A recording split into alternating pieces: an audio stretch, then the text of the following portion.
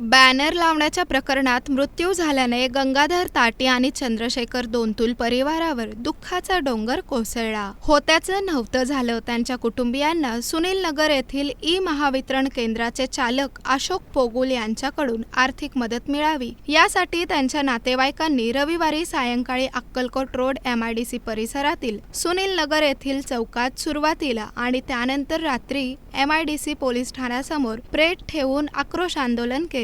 जोपर्यंत मृतांच्या नातेवाईकांना आर्थिक मदत देणार नाही तोपर्यंत प्रेत हलवणार नाही अशी भूमिका नातेवाईकांनी घेत न्यायासाठी प्रेत चक्क MIDC पोलीस ठाण्यात नेलं. त्यातून या परिसरात बराच वेळ तणावाचे वातावरण होते. संतापलेल्या नागरिकांना समजावत तणावाच्या परिस्थितीवर नियंत्रण मिळवताना MIDC पोलिसांची पुरती दमछाक झाली. घरच्या धाब्यावरील जाहिरातीचा लोखंडी बोर्ड काढून बाजूला ठेवत असताना डोक्यावरील विजेच्या तारेचा स्पर्श बोर्डाला लागल्याने दोघे मजूर शॉक बसून जागीच मृत झाले. ही दुर्घटना शहरातील MIDC परिसरात असलेल्या सुनील नगरात रविवारी सकाळच्या सुमारास घडली.